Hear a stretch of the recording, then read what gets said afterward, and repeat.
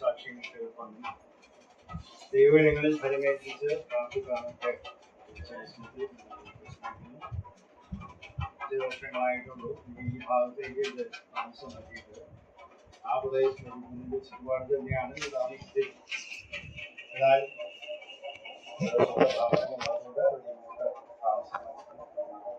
നമ്മളെ സംബന്ധിച്ചോളം അല്പം ദൂരെയാണ്. എന്നാൽ അതിന് പ്രത്യേകിച്ച് അല്പം മഴയുടെ ശല്യമൊക്കെ ഉണ്ടായി. കാലാവസ്ഥ ഒരുങ്ങിയിട്ടുണ്ട്. ഏതായിരുന്നാലും അല്പം വൈകിപ്പോയി എന്നുള്ളത് കൊണ്ട് നമുക്ക് വിഷമിക്കേണ്ട. നമുക്ക് ദൈവത്തിലേക്ക് ഞാൻ ഈ അവിടുത്തെ പ്രാർത്ഥനാ വിഷയത്തെ ചിന്തിച്ചപ്പോൾ എന്റെ ശ്രദ്ധയിലേക്ക് കടന്നു വന്നത് യോഹന്നാന്റെ 3-ാമത്തെ ലേഖനത്തിൽ നിന്ന് ചില ചിന്തകൾ പങ്കുവെക്കണം എന്നുള്ളതാണ്. യോഹന്നാൻ എഴുതിയ 3-ാം ലേഖനം വളരെ ചെറിയ ലേഖനമാണ്. അതിലെ ചുരുക്കം ഭാഗങ്ങളിൽ ഞാൻ പങ്കുവെക്കാറുണ്ട്. അതിന്റെ ആദ്യത്തെ 4 വാക്യങ്ങൾ ഞാൻ ആദ്യം വായിക്കാം. മൂപ്പനായ ഞാൻ സത്യത്തിൽ സ്നേഹിക്കുന്ന പ്രിയ ഗായോസിനെ എഴുതുന്നു. പ്രിയനെ, നിന്റെ ആത്മാവ് ശുഭമായിരിക്കുന്നത് പോലെ നീ സകലത്തിലും സുഖമായി ഇരിക്കണം എന്ന് ഞാൻ പ്രാർത്ഥിക്കുന്നു. സഹോദരന്മാർ വന്ന് നീ സത്യത്തിൽ നടക്കുന്നു എന്നതിന്റെ സത്യത്തിന് സാക്ഷ്യം പറയുകയാൽ ഞാൻ അത്യന്തം സന്തോഷിച്ചു. എന്റെ മക്കൾ സത്യത്തിൽ നടക്കുന്നു എന്ന് കേൾക്കുന്നതിനേക്കാൾ വലിയ സന്തോഷം പിന്നീട് നമുക്ക് വായിക്കാം. ഇവിടെ ഗായോസ് എന്ന് പറയുന്ന ഒരു വ്യക്തിക്ക് എഴുതുന്നതായ ഒരു കത്താണ്, വ്യക്തിപരമായ കത്താണ് ഇത്. യോഹന്നാന്റെ 2-ാമത്തെ ലേഖനം ഇതുപോലെയുള്ള ഒരു വ്യക്തിപരമായ കത്താണ്.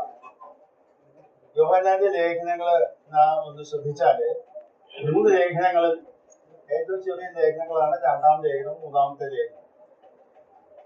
കൂട്ടായ്മ അല്ലെങ്കിൽ ദൈവമായിട്ടുള്ള കൂട്ടായ്മയുടെ പ്രാധാന്യം ചിത്രീകരിച്ചുകൊണ്ടാണ് അതിന് വിഘാതമായി നിൽക്കുന്ന എന്താണെന്നും അത് എങ്ങനെ ഒഴിവാക്കണമെന്നും യഥാർത്ഥത്തിൽ കഥാവും ദൈവവുമായിട്ടുള്ള കൂട്ടായ്മയിൽ എങ്ങനെ മുമ്പോട്ട് പോകണമെന്നാണ് 1-ാമത്തെ ലേഖനത്തില് നാം കാണുന്നത്.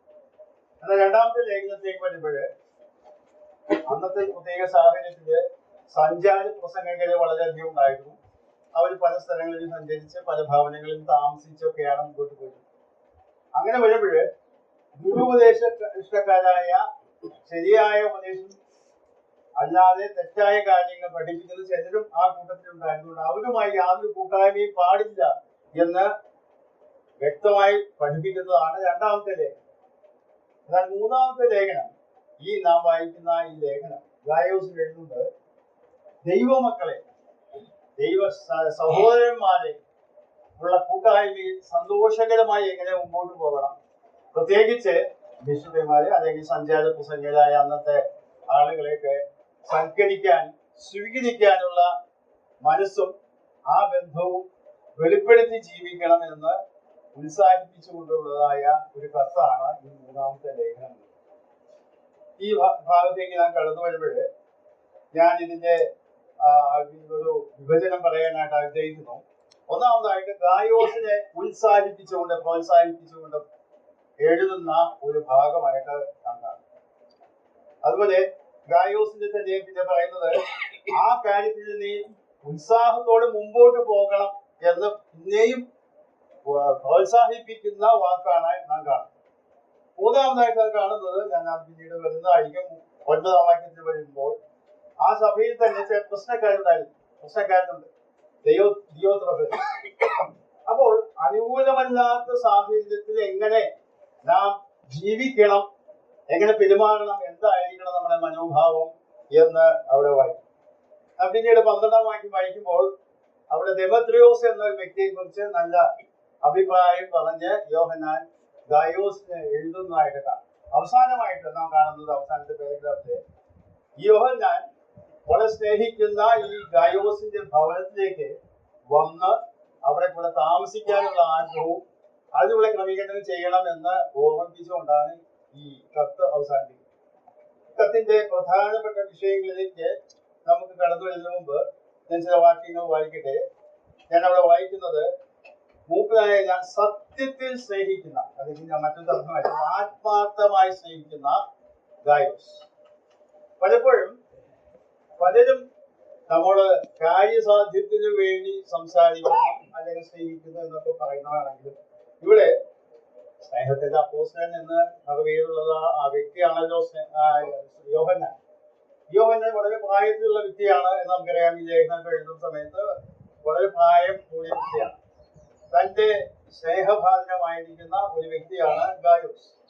അതുകൊണ്ട് വളരെ ആത്മാർത്ഥമായി സ്നേഹത്തോടു കൂടെയാണ് യോഹന്നാൻ ഈ കത്ത് അവിടെ എഴുതുന്നത്. രണ്ടാം വാക്യത്തിൽ വരുമ്പോഴാണ് ശ്രദ്ധയിലേക്ക് കടന്നു വന്നത്, പ്രിയനെ, നിന്റെ ആത്മാവ് ശുഭമായിരിക്കുന്നത് പോലെ നീ സകലത്തിലും സുഖമായിരിക്കണം എന്ന് ഞാൻ പ്രാർത്ഥിക്കും. ഞാൻ ഒരിക്കൽ പ്രാർത്ഥനാ യോഗത്തിൽ സൂചിപ്പിച്ചതുപോലെ പലപ്പോഴും നമ്മുടെ പ്രാർത്ഥനാ വിഷയങ്ങൾ പരസ്യമായിട്ട് പറയുന്നതൊക്കെ ശാരീരികമായ സൗഖ്യം, രോഗത്തിന്റെ ചികിത്സ, മക്കളുടെ വിദ്യാഭ്യാസം, വിവാഹം, ജോലി, യാത്രകളുടെ കാര്യങ്ങള്, അങ്ങനെയുള്ള വിഷയങ്ങളാണ് അധികവും പറയുന്നത്. എന്നാൽ ഇവിടെ ശ്രദ്ധിക്കുക, വളരെ സന്തുലിതമായ ഒരു ചിന്താഗതിയിലാണ് യോഹന്നാൻ പറയുന്നത്. നിന്റെ ആത്മാവ് ശുഭമായിരിക്കുന്നത് പോലെ. ആത്മീയവും ഭൗമികവുമായ കാര്യങ്ങൾ ഒരുപോലെ നന്നായിട്ട് പോകണം എന്നാണ് യോഹന്നാൻ ഇവിടെ കാര്യം പറയുന്നത്.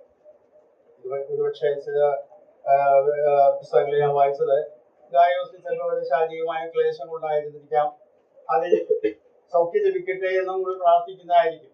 എന്നാൽ ഞാൻ അതിൽ നിന്നൊരു ആശയം എടുക്കാനായിട്ട് ആഗ്രഹിക്കുന്നത്, ഒരു വ്യക്തിയുടെ ശാരീരിക സൗഖ്യവും ഭൗമിക കാര്യങ്ങളും മാത്രമല്ല നമ്മുടെ പ്രാർത്ഥനാ വിഷയം ആയിരിക്കണം. നാം ഇപ്പോൾ പ്രാർത്ഥിച്ചപ്പോൾ പല കാര്യങ്ങളും ഓർത്തല്ലോ. അതുപോലെ ആ വ്യക്തിയുടെ ആത്മീക ക്ഷേമവും നാം പ്രാർത്ഥന വഹിക്കേണ്ടതാണ്. നമ്മൾ വിശ്വാസികളെ കുറിച്ച് നാം പ്രാർത്ഥിക്കുമ്പോഴൊക്കെ അവരുടെ ജോലി കാര്യങ്ങൾ, അവരുടെ രോഗത്തിന്റെ സൗഖ്യം, ആ കാര്യങ്ങളൊക്കെ നമ്മൾ പ്രാർത്ഥിക്കാറുണ്ട്. പ്രാർത്ഥിക്കേണ്ട എന്നല്ല, അതിനോടൊപ്പം പ്രാർത്ഥിക്കേണ്ട ഒരു വിഷയമാണ് ആത്മീകമായി ക്ഷീണിച്ചു പോകാതെ ദൈവപക്ഷത്ത് നിൽക്കുന്നവരായി നാം നിൽക്കണമെന്ന് ദൈവത്തിന്റെ ആത്മാവിലൂടെ നമ്മോട് സൂചിപ്പിക്കും. ഇത് നമ്മുടെ ശ്രദ്ധയിലേക്ക് കൊണ്ടുവരാനായിട്ട് ഗായോസിനെ കുറിച്ച് യോഹന്നാൻ പറയുന്നത് അങ്ങനെയാണ്. നിന്റെ ആത്മാവ് ശുഭമായിരിക്കുന്ന പോലെ നീ സകലത്തിലും സുഖമായി. ശാരീരികമായ രോഗങ്ങളും പ്രയാസങ്ങളും ഉള്ള ആളുകളും ആത്മീയമായി ക്ഷീണിച്ചു പോകാത്ത ആളുകളുണ്ട്. അത് നമുക്കറിയാം. പലരെയും വേദപുസ്തകത്തിലൂടെ അല്ലാതെ നമുക്കറിയാം. എന്നാൽ ഇവിടെ ഗായോസിനെ കുറിച്ച് യോഹന്നാൻ പ്രാർത്ഥിക്കുന്നത് രണ്ട് കാര്യങ്ങളും ഒരുപോലെ നന്നായിട്ട് പോകാനായിട്ട് ഇടയാകട്ടെ എന്നുള്ള പ്രാർത്ഥന. നമ്മുടെ പ്രാർത്ഥനാ വിഷയങ്ങളും ആ നിലയിൽ ആയിരിക്കാനായിട്ട് ശ്രദ്ധിക്കുന്നത് നന്നായിരിക്കും എന്ന് ഞാൻ കരുതുന്നു. 3-4 വാക്യങ്ങളിൽ നാം വായിക്കുന്നത്, സഹോദരന്മാർ വന്ന് നീ സത്യത്തിൽ നടക്കുന്നു എന്ന് നിന്റെ സത്യത്തിന് സാക്ഷ്യം പറയുകയാൽ. തുടർന്നുള്ള വാക്യം നമുക്കറിയാം, എന്റെ മക്കൾ സത്യത്തിൽ നടക്കുന്നു എന്ന് കേൾക്കുന്നതിനേക്കാൾ വലിയ സന്തോഷമില്ല. രണ്ടാമത്തെ ലേഖനം വായിച്ചാൽ ഇതേ രീതിയിലുള്ള വാക്യങ്ങൾ അവിടെ 4-ാം വാക്യത്തിൽ നാം കാണുന്നുണ്ട്. ഇവിടെ മക്കൾ, ഇവിടെ എന്റെ മക്കൾ എന്നാണ് പറയുന്നത് യോഹന്നാന്റെ ശാരീരികമായ മകനല്ല ഗായോസ് എന്ന് നമുക്കറിയാം. ആത്മീയമായി വളരെ വാത്സല്യമുള്ള, അല്ലെങ്കിൽ പ്രോത്സാഹിപ്പിക്കപ്പെട്ട, ആത്മീയമായി പരിചരിക്കപ്പെട്ട, അല്ലെങ്കിൽ ചിലപ്പോൾ രക്ഷിക്കപ്പെട്ട വ്യക്തിയായിരിക്കാം. ഏതായിരുന്നാലും വളരെ വാത്സല്യത്തോടുകൂടെ പറയുന്ന ഒരു ഭാഗമാണ്. നമ്മൾ പലപ്പോഴും നമ്മുടെ മക്കളൊക്കെ ദൂരസ്ഥാനങ്ങളിൽ ജോലിക്കായിട്ട് പഠനത്തിനായിട്ട് പോകുമ്പോൾ അവരെ കുറിച്ച് നല്ല സാക്ഷ്യം ലഭിക്കുമ്പോൾ ഈ വാക്യം ഉദ്ധരിച്ച് നാം പറയാറുണ്ട്. അത് നല്ല കാര്യമാണ്. എന്നാൽ ഇവിടെ നമ്മുടെ സ്വന്തം മക്കളുടെ കാര്യം മാത്രമല്ല ഇവിടെ പറയുന്നത്, ദൈവമക്കൾ ആയിട്ടുള്ള എല്ലാവരെ കുറിച്ചും ഉള്ള ഒരു കാര്യം. ഇവിടെ നാം വായിക്കുക, നിന്റെ സത്യത്തിന് സാക്ഷ്യം പറയുന്നു. ഗായോസ് സത്യത്തിൽ നടക്കുന്നു എന്നുള്ളത് സാക്ഷ്യം പറയത്തക്കൊണ്ട് അവന്റെ ജീവിതം എല്ലാവർക്കും കാണാമായിരുന്നു, അതിന് അനുഭവിച്ചറിയാമായിരുന്നു. ചിലപ്പോഴൊക്കെ നമുക്കറിയാം, വീട്ടിൽ നിന്ന് അകന്ന്, ഇപ്പോഴൊക്കെ ആണെങ്കിൽ +2 വരെയൊക്കെയാണ് നമ്മൾ സാധാരണ മക്കളൊക്കെ നമ്മോട് കൂടെ ഉണ്ടാകാൻ സാധ്യതയുണ്ട്. അതിന് മുമ്പേ പോകും. അത് കഴിഞ്ഞാൽ നേരത്തെ ജോബി സൗകര്യം പറഞ്ഞതുപോലെ ആ ടീൻസ് പ്രായത്തിലേക്ക് എത്തുമ്പോഴേ ഇന്നത്തെ പ്രത്യേക സാഹചര്യത്തിൽ എന്തൊക്കെയാണ് അവർ ചെയ്തു കൂട്ടുന്നതെന്നും അവരെ സ്വാധീനിക്കുന്ന കാര്യങ്ങൾ എന്തൊക്കെയാണെന്നും വ്യക്തമായിട്ട് മാതാപിതാക്കൾക്കോ നമ്മൾക്ക് സഭാംഗങ്ങൾക്കോ ഒന്നും അറിയാൻ നിവൃത്തിയില്ലാത്ത സാഹചര്യങ്ങളുണ്ടാകും. എന്നാൽ ഇവിടെ ഗായോസിനെ കുറിച്ച് അവരെ സന്ദർശിച്ചതായ സഹോദരന്മാർ വന്ന് യോഹന്നാനോട് സാക്ഷ്യം പറയുകയാണ്, ആ ഗായോസ് ഉണ്ടല്ലോ സത്യത്തിൽ നടക്കുന്ന വ്യക്തിയാണ്. സത്യത്തിൽ നടക്കുക എന്ന വാക്കുകൊണ്ട് എന്താ ഉദ്ദേശിക്കുന്നത്? ഞാൻ മനസ്സിലാക്കുന്നത് ദൈവത്തെ പിൻപറ്റുന്നതിൽ, കർത്താവിനെ പിൻപറ്റുന്നതിൽ ഒരു വ്യത്യാസവുമില്ലാതെ സാഹചര്യങ്ങൾ ഏതൊക്കെയായിരുന്നാലും, പ്രതികൂലമായോ അനുകൂലമായോ സാഹചര്യത്തിലായാലും കർത്താവിന്റെ സാക്ഷ്യം പുലർത്തി ആ സ്നേഹം വെളിപ്പെടുത്തി ജീവിക്കുന്ന വ്യക്തിയായിരുന്നു ഗായോസ്. അത് മറ്റുള്ളവർക്ക് കാണാനായിട്ട് സാധിച്ചു. ആ സത്യത്തിന് സാക്ഷ്യം പറഞ്ഞ ഇനി 4-ാം വാക്യത്തിൽ നാം വരുമ്പോൾ ഇതിനേക്കാൾ വലിയ സന്തോഷം എനിക്കില്ല. അപ്പൊ ശ്രദ്ധിക്കുക, യോഹന്നാൻ പ്രാർത്ഥിച്ചത് ഞാൻ നേരത്തെ പറഞ്ഞു, അവന്റെ ഭൗതികമായ സൗഖ്യത്തിൽ, ശാരീരിക സൗഖ്യവും അല്ലെങ്കിൽ ആ ഭൗതിക കാര്യങ്ങളും ഉണ്ടെങ്കിലും അതിന്റെ നന്മയെ കുറിച്ചല്ല സന്തോഷിക്കുന്നത്. അവന്റെ ആത്മീക നിലവാരം ഉന്നതമായി നിൽക്കുന്നു. അത് മറ്റുള്ളവർ വന്ന് സാക്ഷ്യം പറയുമ്പോൾ യോഹന്നാൻ ഉണ്ടാകുന്ന സന്തോഷം. ഇത് പലപ്പോഴും നമ്മളൊക്കെ കേൾക്കുന്നത് മക്കളൊക്കെ നല്ല നിലയിലാണ്, ആത്മീയമായ ഭൗതികമായിട്ട് ഉന്നതമായ അവസ്ഥയിൽ എത്തുമ്പോൾ കേൾക്കുന്നത് വളരെ സന്തോഷമാണ്, നല്ല കാര്യമാണ്. എന്നാൽ ആത്മീകമായ നിലവാരത്തിൽ നിൽക്കുന്നു എന്നുള്ള സാക്ഷ്യം നമുക്ക് ലഭിച്ചാൽ അതിനേക്കാൾ വലിയ സന്തോഷം. കാരണം ഭൗതിക സാഹചര്യങ്ങളൊക്കെ ചിലപ്പോൾ പെട്ടെന്ന് തകരും പറഞ്ഞേക്കാം. നമുക്കറിയാം, കോവിഡ് വന്ന കാലത്ത് എന്തൊക്കെ ഉണ്ടായത്, നമ്മൾ അതിനെ കൂടെ കടന്നുപോയ ആളുകളാണ്. അപ്പോൾ വഴി നടക്കാൻ പോലും ശരിയായ സ്വാതന്ത്ര്യമില്ല. മറ്റു പല പല സാഹചര്യങ്ങൾക്കും നാം നിർബന്ധിതരായിത്തീരും. അപ്പോൾ സാഹചര്യങ്ങളൊക്കെ മാറിപ്പോകാം. എന്നാൽ ആത്മീയ സന്തോഷം നിലനിർത്തി സത്യത്തിൽ തന്നെ മുമ്പോട്ട് പോകുവാനായിട്ട് നമുക്ക് ഇടയാകും. ഇനി അടുത്ത ഭാഗത്തേക്ക് ഞാൻ കിടക്കുകയാണ്. 5-ാം വാക്യം മുതൽ 8-ാം വാക്യം ഞാൻ വായിക്കുന്നത് നമുക്ക് അത് വായിക്കാം. 5-ാം വാക്യത്തിൽ വായിക്കുന്നത്, നീ സഹോദരന്മാർക്കും വിശേഷാതിഥികൾക്കും വേണ്ടി അധ്വാനിക്കുന്നതൊക്കെ വിശ്വസ്തത കാണിക്കും. ചിലർക്ക് ദൈവമക്കളെ, ഇവിടെ ഈ ഭാഗം ഞാൻ വായിച്ചപ്പോഴേ എന്റെ മനസ്സിലേക്ക് കാണുന്നത് ഇവന്റെ ഹൃദയവും ഇവന്റെ വീടും അവന്റെ ഭവനവും മറ്റുള്ളവർക്ക് വേണ്ടി തുറക്കപ്പെട്ട ഒരു ഭവനമായി. അന്നത്തെ കാലത്ത് ലോഡ്ജുകളോ ഇതുപോലെ സൗകര്യങ്ങളൊക്കെ വളരെ പരിമിതമാണ്. ഈ സഞ്ചാര പ്രസംഗങ്ങളായിട്ട് ആളുകളെ അവിടെ സാമ്പത്തിക ഞെരുക്കമുള്ളവരായിരിക്കാം. അപ്പോൾ ഇവരെ സൽക്കരിക്കുവാൻ അവന്റെ വീട് തുറന്നു കൊടുത്തു, അവന്റെ ഹൃദയവും തുറന്നു കൊടുത്തു. താഴെയുള്ള വാക്യങ്ങൾ വായിക്കുന്നത് അവന് സാമ്പത്തികമായി സഹായിക്കണമെന്നും അതുപോലെയുള്ള കാര്യങ്ങൾ ചെയ്യണമെന്നും. 8-ാം വാക്യത്തിൽ വരുമ്പോൾ സത്യത്തിന് കൂട്ടുവേലക്കാരാകണം. എന്താണ് സത്യത്തിന് കൂട്ടുവേലക്കാരാകുക എന്ന് പറഞ്ഞാല്? വിശ്വസ്തനായി നിൽക്കുക എന്ന് പറഞ്ഞാൽ ഉദ്ദേശിക്കുന്നത് അത് ഒരു ആദ്യം ചില സമയങ്ങളിലൊക്കെ പല ക്രിസ്തീയ വിശ്വാസികളെ, വിശ്വാസികളുടെ ജീവിതമൊക്കെ പരിശോധിച്ചാൽ ആരംഭത്തിൽ വളരെ വിശ്വാസത്തിന് വേദികളുള്ളവരായി മുമ്പോട്ട് പോകും. കുറച്ച് കഴിയുമ്പോൾ സാഹചര്യങ്ങളൊക്കെ അനുകൂലമല്ലാതെ വന്നപ്പോൾ നിരാശരായി പിന്മാറിപ്പോയി, ദൈവത്തിന് അകന്നുപോയി, അവരെ വിശ്വസ്തരല്ലാത്തവരായി തീർന്നതായി. അതിന് അവർ പറയുന്ന ന്യായം മറ്റുള്ളവരുടെ കാര്യങ്ങളൊക്കെയാണ് പറയുന്നത്. ആൾ ഇങ്ങനെയല്ലേ, സഭക്കാർ ഇങ്ങനെയല്ലേ. ദൈവം മുമ്പാകെ വിശ്വസ്തരായിരിക്കാനായിട്ട് ഓരോ വ്യക്തിക്കും ബാധ്യതയും. ഇവിടെ പറയുന്നത് സത്യത്തിന് കൂട്ടുവേലക്കാരെ, ആ കാര്യത്തിൽ ദൈവമക്കളെ സൽക്കരിക്കുന്നതിനും സ്നേഹിക്കുന്നതിനും കരുതുന്നതിനും തുടർമാനമായിട്ടുള്ളതായ ഒരു മനോഭാവം.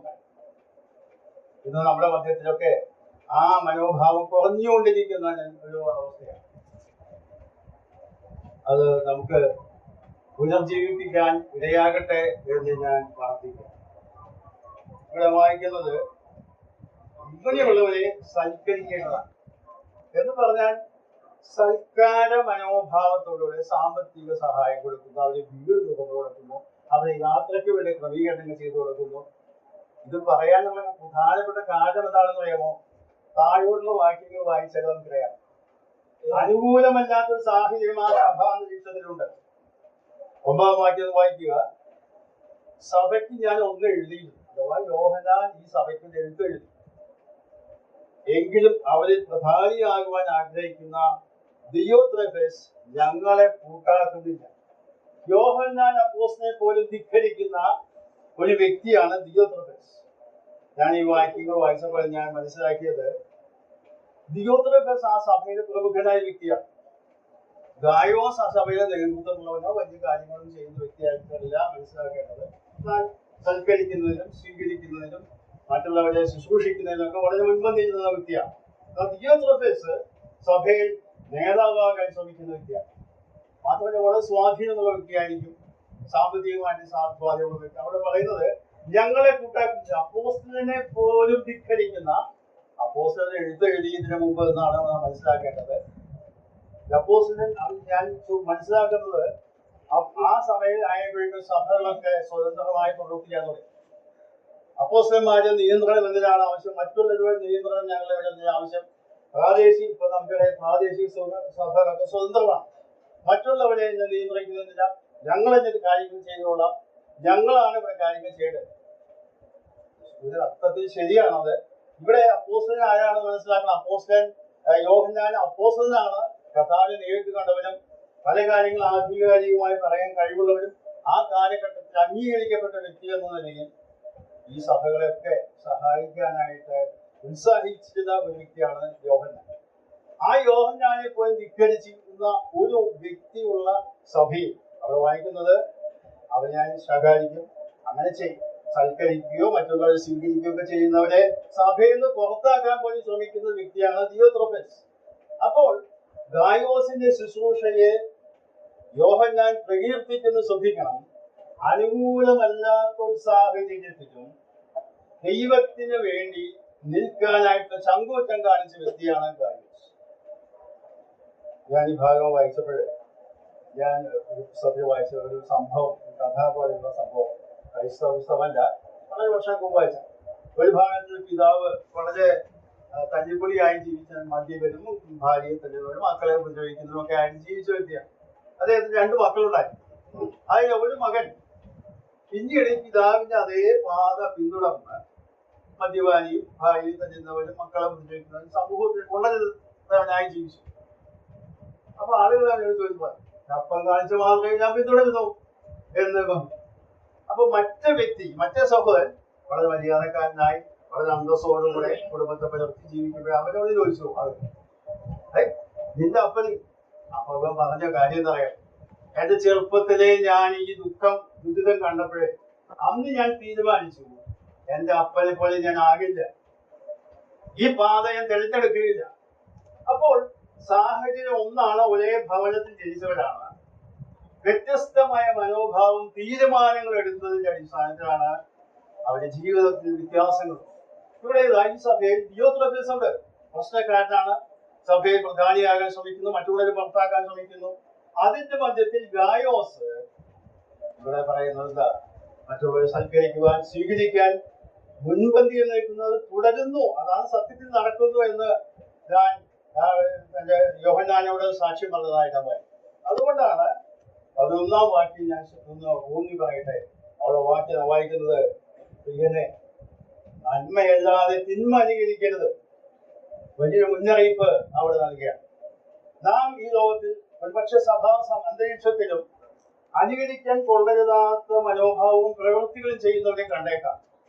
എന്നാൽ നാം അനുകരിക്കേണ്ടത് നന്മയായ ശരിയായ ദൈവത്തിന്റെ അടിസ്ഥാനമുള്ള കാര്യങ്ങളാണ് എന്ന് നാം തീരുമാനിച്ച് ഉറപ്പിച്ച് വേണം മുമ്പോട്ട് പോകും. അവിടെ വായിക്കുന്നത് നന്മ ചെയ്യുന്നവൻ ദൈവത്തിൽ നിന്നുള്ളവനാണ്, തിന്മ ചെയ്യുന്നവൻ ദൈവത്തെ കണ്ടു.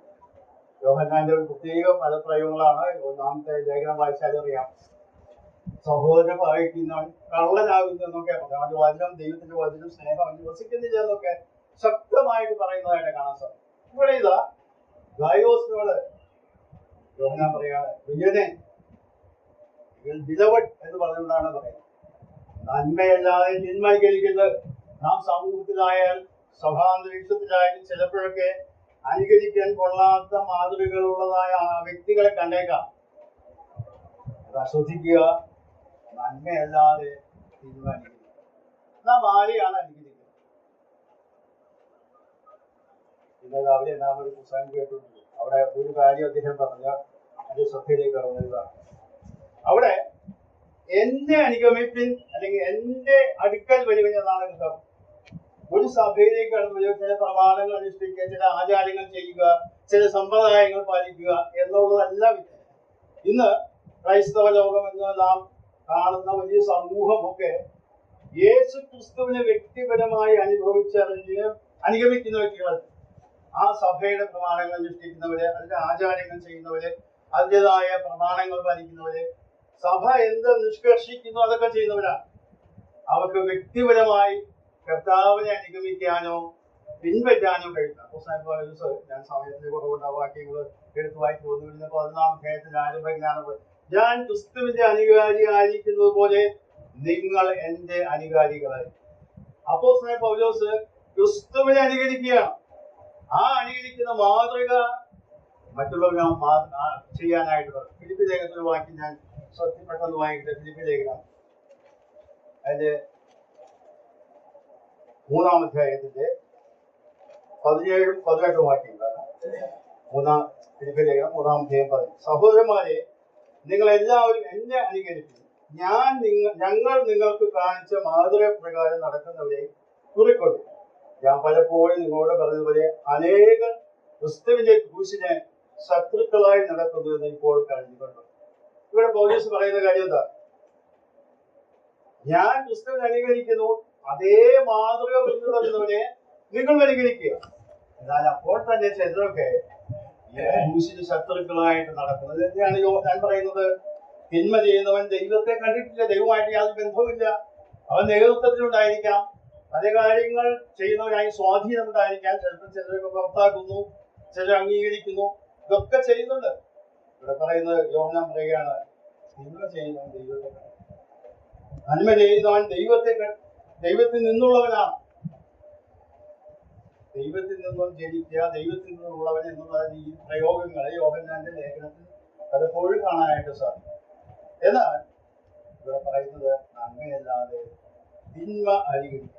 3-ാമത്തെ വ്യക്തി അവിടെ കാണുന്നത് 12-ാം വാക്യത്തില്, ദെമത്രിയോസിന് എല്ലാവരും സത്യത്താൽ തന്നെയും സാക്ഷി ലഭിച്ചു. ഇവിടെ ഗായോസിനെ കുറിച്ച് പറഞ്ഞതും സത്യത്തിൽ നടക്കുന്നതിന്റെ ആ നടപ്പിന് സാക്ഷ്യം ലഭിച്ചവനാണ്. സത്യത്താൽ സാക്ഷി. ഇവിടെ പറയുന്നതും അതേ കാര്യം. ദെമത്രിയോസ് എന്ന വ്യക്തിയെ കൂടെ അവിടെ യോഹന്നാൻ കൊണ്ടുവരികയാണ്. അവിടെ പറയുന്നത് എല്ലാവരും സത്യത്താൽ തന്നെയും ശരിയായി സാക്ഷ്യം ലഭിക്കും. ഞങ്ങളും സാക്ഷ്യം, ഞങ്ങളുടെ സാക്ഷ്യം സത്യം എന്ന് പറയാൻ യോഹന്നാൻ റെക്കമെൻഡ് ചെയ്യുന്ന ഒരു വ്യക്തിയാണ് ഇവിടെ ദെമത്രിയോസ്. മറ്റൊരാളോട് ദിയോത്രഫസ്. ഇത് ഏകദേശം തെറ്റിപ്പോകാവുന്ന ചില പേരുകളാണ്. അവിടെ വായിക്കുന്നത് ദെമത്രിയോസിന് നല്ല സാക്ഷ്യം യോഹന്നാൻ പറയുമ്പോൾ തന്നെ ദിയോത്രഫസിനോട് പറയുന്നത് ആരെയും കൂട്ടാക്കാത്ത, യോഹന്നാനെ പോലും വെല്ലുവിളിക്കുന്ന, ധിക്കരിക്കുന്ന ഒരു വ്യക്തിയായിട്ട് ദിയോത്രഫസ് അവിടെ എത്തി. എന്നിട്ട് യോഹന്നാൻ പറഞ്ഞ് അവസാനിപ്പിക്കുകയാണ്, പ്രിയനെ, നന്മയല്ലാതെ തിന്മ. നമ്മള് കർത്താവിനെ അനുകരിക്കുന്നവരായി ജീവിക്കാനായിട്ട് പ്രാർത്ഥിച്ചതാണ്. കർത്താവിന്റെ അടുക്കൽ വന്നവരാണ്, കർത്താവിന്റെ സമാധാനവും രക്ഷയൊക്കെ പ്രാപിച്ചവരാണ്. ആ കർത്താവിനെ തന്നെ അനുകരിക്കണം. അതുപോലെ നടക്കുന്നവരെയും അനുഗമിക്കും. വളരെ സൂക്ഷ്മതയോടുകൂടെ നമ്മുടെ ക്രിസ്ത്യൻ ജീവിതം നന്നായിരിക്കും. ഈ ലോകത്തിലെ, ഞാൻ പറഞ്ഞതുപോലെ, ലോകത്തിലും നമ്മുടെ സമൂഹത്തിലും സഭാന്തരീക്ഷത്തിലും ഒരു പക്ഷേ മാതൃകയില്ലാത്ത ആളുകളെ കണ്ടേക്കാം, അനുകരിക്കാൻ അല്ലാത്തവരെ, അവരുടെ പെരുമാറ്റം കൊണ്ടോ ഭാഷ കൊണ്ടോ ഇടപാടുകൾ കൊണ്ടോ ഒക്കെ. പക്ഷേ ഇവിടെ യോഹന്നാൻ പറയാണ്, നന്മയല്ലാതെ തിന്മ അനുകരിക്കരുത് എന്ന് ഉള്ള മുന്നറിയിപ്പ് ഇവിടെ നൽകി. ഇതൊക്കെ പറയുമ്പോഴും യോഹന്നാൻ മുന്നറിയിപ്പ് നൽകുന്നു. ദിയോത്രഫസ് എന്ന വ്യക്തിയെ കുറിച്ചുള്ള കാര്യം പറയുമ്പോഴും വളരെ സ്നേഹത്തോടുകൂടെയാണ് ഈ സ്നേഹത്തിന്റെ പുസ്തകം പറയുന്നത്. ആദ്യം വായിച്ചല്ലോ, ഞാൻ സത്യത്തിൽ സ്നേഹിക്കുന്ന എന്ന് പറഞ്ഞത് പ്രിയനെ എന്നതാണ്. ഇനി ആ വാക്ക് തന്നെ ആവർത്തിക്കുന്നതായിട്ട് 11-ാം വാക്യത്തിൽ വായിക്കുന്നത്, പ്രിയനെ, മൈ ബിലവഡ് എന്ന് പറഞ്ഞാൽ നല്ല ഫ്രണ്ട് എന്നൊക്കെ പറഞ്ഞുകൊണ്ട് വളരെ സ്നേഹത്തോടും വാത്സല്യത്തോടും കൂടെ യോഹന്നാൻ വളരെ ഗൗരവത്തോടെ നാം ഈ ഭാഗം ചിന്തിക്കേണ്ടതാണ്. കർത്താവായ യേശു ക്രിസ്തുവിന്റെ മാതൃകയാണ്. ഒരു വാക്യം പത്രോസ് ലേഖനത്തിൽ വായിച്ച് ഞാൻ ചിന്തകൾ അവസാനിപ്പിക്കട്ടെ. 1 പത്രോസ് 2-ാം അധ്യായത്തിന്റെ 21-ാമത്തെ വാക്യം. പത്രോസ് 2 അതിനായിട്ടല്ലോ നിങ്ങളെ വിളിച്ച് ക്രിസ്തുവും നിങ്ങൾക്ക് വേണ്ടി കഷ്ടം അനുഭവിച്ചു. നിങ്ങൾ അവന്റെ കാൽച്ചുവട് പിന്തുടരുവാൻ ഒരു മാതൃക നിശ്ചയിച്ചു. പഴയ നിയമ ഭക്തർക്കും പുതിയ നിയമ വിശ്വാസികൾക്കും തമ്മിലുള്ള വലിയൊരു വ്യത്യാസം ഇതാണ്. പഴയ നിയമ ഭക്തർക്ക് വളരെ ഉന്നതരായ വ്യക്തികളെയൊക്കെ അവിടെ കാണാൻ സാധിക്കും. എന്നാൽ അവരൊക്കെ മനുഷ്യരായതുകൊണ്ട് പരിമിതികളുണ്ട്. എന്നാൽ നമ്മളെ ഉപയോഗിച്ചിട്ടുള്ള മാതൃക കർത്താവായ യേശു ക്രിസ്തുവാണ്. അതുകൊണ്ടാണ് എബ്രായ ലേഖനത്തിൽ നാം കാണുന്നത് വിശ്വാസത്തിനായി പൂർത്തിവെക്കുന്നതിനായ യേശു. അതുകൊണ്ട് നമ്മൾ സാക്ഷികളായിട്ട് പലരുണ്ടാവും. എന്നാൽ ആ കർത്താവിനെ അനുകരിച്ചു നന്മയല്ലാതെ തിന്മ അനുകരിക്കാതെ പോകുവാൻ ദൈവം നമുക്ക് തുറന്നു നൽകട്ടെ.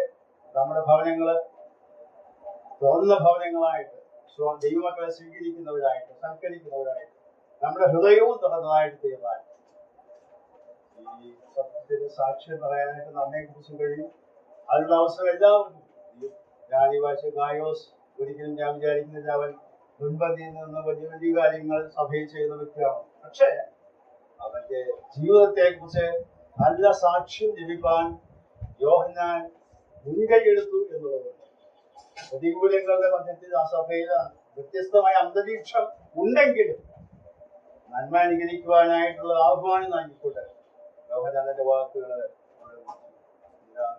ഈ സമയത്ത് ഈ ചിന്ത ഞാൻ പങ്കുവയ്ക്കട്ടെ. ഈ ഗായോസിന് ലഭിച്ച ചിന്തകൾ ആ ഉപദേശങ്ങൾ നമുക്കും പാലിക്കാം. സത്യത്തിന്റെ പാതയിൽ മുന്നോട്ട് നടക്കാം. സത്യത്തിന്റെ കൂട്ടുവേലക്കാരായിരിക്കാം. നന്മ മാത്രം അനുകരിച്ചുകൊണ്ട് മുമ്പോട്ട് പോകുവാൻ ദൈവത്തെ ഭക്തിപ്പെടുത്തുവാൻ നമുക്കിടയാകട്ടെ. ഈ ചിന്തകളിൽ ഭവനത്തിനും പ്രയോജനമായി തീരട്ടെ എന്ന് പറയുന്നത് എന്റെ വാക്ക്.